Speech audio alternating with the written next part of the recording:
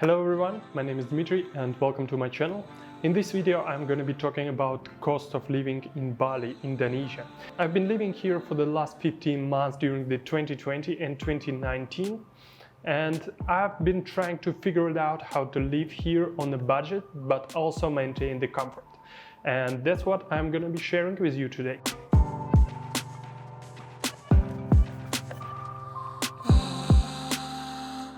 So before talking about the money, I'm going to take a little note and say that every person is different. So every lifestyle is different, everyone's spending money differently. That's why you always should try on these lifestyles on yourself. We live here together with my wife as a couple, and for the couples and for people who live alone, the spending is different. So I will try to show you the cost for a single person and for a couple as well. So here's the categories which we usually take our money for.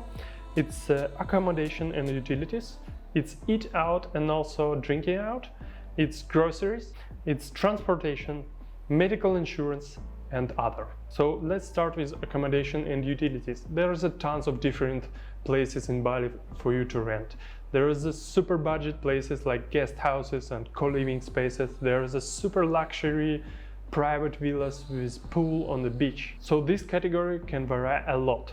You usually can rent a very simple guest house for $300 and the prices for private villas is about $2,000, but it can go indefinitely because you can't even imagine how luxury the places could be here. For ourselves, we tried a different type of accommodation. We lived in guest house, we lived in private villa, we currently live in the apartment. You can see it right behind me, it's our living room. And we also tried to live in the different areas, but most of them were kind of like nomadic places like Canggu, Seminyak. Right now we live in Batu Bilik, it's a small district in Karabakan, and also Peridana. These districts are great. There is a tons of different districts, but this one I usually recommend for people, especially who first time arriving to Bali. There is a tons of cafes in these areas and also a lot of like-minded people like digital nomads or just expats. So the main things we are usually looking for in the place is a table. It's going to be a big table so we can work on it together. AC, of course, because Bali is a really hot place and I can't live here without AC. And the kitchen is preferable because sometimes we cook at home, especially at breakfast. Other things are optional for us, but you usually got a pool and maybe living room and a bedroom separate, and we also often get a TV. The average price for such a places is from $500 to $700 US, so most of the time we're paying this price. Right now during COVID the prices went down, so we get a little bit better place for this price because we have a huge living room and we have 2 bedrooms. But even before COVID we still paid the same amount, we just had a little bit smaller place. Another thing to consider is electricity. Electricity is pretty expensive in Bali. It could cost you around 60 to 80 US dollars per month. The internet is usually included in the price and the water as well. You usually have some kind of cleaning inside the room. It could be every day or maybe once per week as we have right now. Regarding to where to look for a place, usually Airbnb have pretty much accurate prices, but on Airbnb, especially if you're renting long term, you need to pay fee every month. So what we do, we just look the place that we like on Airbnb, go to the place and try to meet the host in person and negotiate on the price.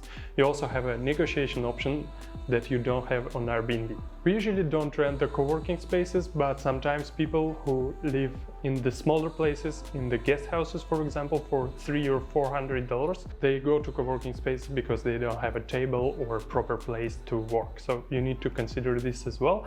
And the co-working spaces cost around 100 to 150 per month. Unfortunately, this category doesn't split if you're just the one person. You usually have to pay the same amount as we pay for 2 people, but you can consider to renting smaller place or shared villa.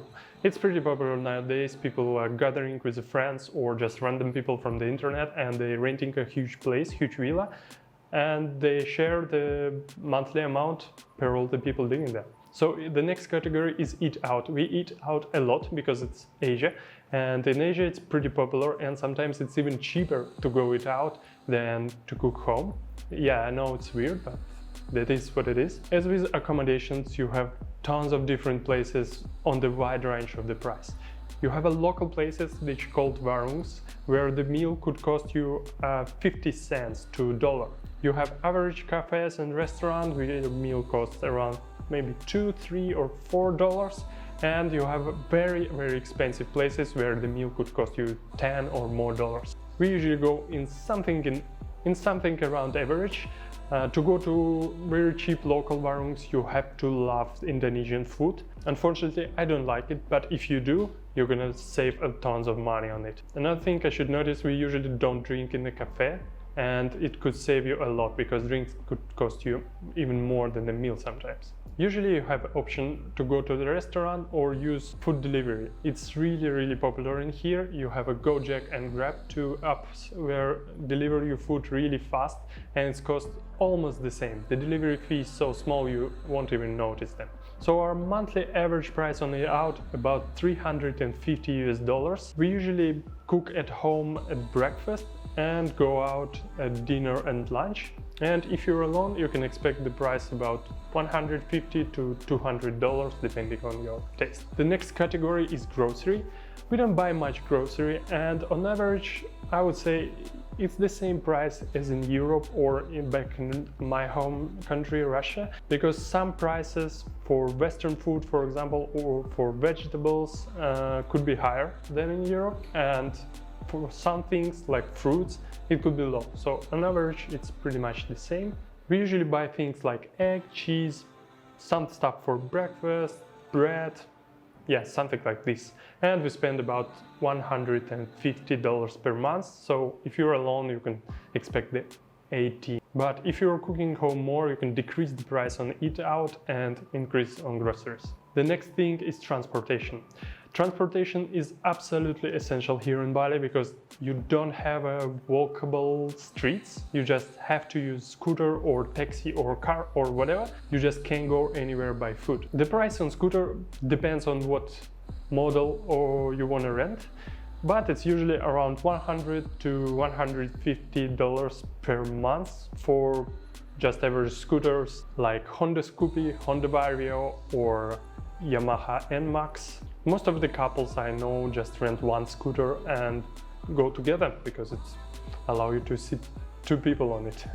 If you don't want to drive scooter, there is an option with the taxi apps. It's actually the same apps that you can use for the food delivery. It's Grab and Gojek, and you can rent a car, or which is more preferable, cheaper and popular, is scooter taxi. You don't need to have a long ride, so it's pretty cheap. It's around maybe $1.50 per ride. So if you're driving, for example, 2 times per day, it could cost you $60 per month. So it's even cheaper than rent a scooter. But me personally, I don't like this type of transportation because it's really inconvenient. You always need to wait for a taxi driver. You're not so flexible like with a scooter, and also you can't go and explore the island. Another thing you should consider is travel insurance. I would definitely recommend you to buy one if you live here in the long term, because you never know what's gonna happen. There's a lot of pretty dangerous activities here in Bali. It's surfing, it's scooter driving. And nowadays we have a great company, Safety Wings, which allows you to buy insurance just for $40 per month, which is great, and it's really cheap. We have a pretty cheap insurances back in Russia, travel insurances, and even they are more expensive or for the same price. To be completely honest, I never used it for emergencies, so I can't really say how good or bad the experience are. But the internet is full of stories. There is some bad stories and good stories about Safety Wing, so I don't really know. Can't recommend anything, but I can say I'm buying this insurance as well. And the last but not least category is other. You're always gonna have some unexpected spendings. For example, if you want to go to the gym, it's another $100 per month. You want to go get surfing lessons. At some point, if you live a long term, you want to buy some electronics or clothes, new t-shirts, new shirts. So you always need a little bit more to be secure and safe. I would say you can add $350 per month on unexpected spendings and you're gonna be good. Another thing I didn't mention here is phone plans. I know in some countries it could be a big chunk of your expenses, but here in Bali it's very cheap. I'm paying less than $3 per month for 4 gigabytes of data, and it's more than enough. So to sum up, all these expenses that I listed is going to be in summary $1,500 for one person and $2,000 for two persons to live here in Bali. Everyone should decide for themselves if it's cheap or expensive. You definitely can live cheaper here. You definitely can live more luxury and expensive lifestyle here. In my personal opinion, Bali, and especially these areas where most of nomadic people live, is pretty expensive, especially in comparison to other Asian countries. For example, if you want to maintain the same lifestyle, you can consider it Da Nang in Vietnam, or Chiang Mai in Thailand, or Penang in Malaysia. All these places are going to be much cheaper than Bali. Alright, I hope you liked this video. I hope I give you some numbers to think about, to consider how much you need to save or earn per month to live here. Just remember, it's really rough numbers. You can live an absolutely different lifestyle than we do, but I hope it helped. So if you like this video, smash this like button and don't forget to subscribe, and see you in the next video.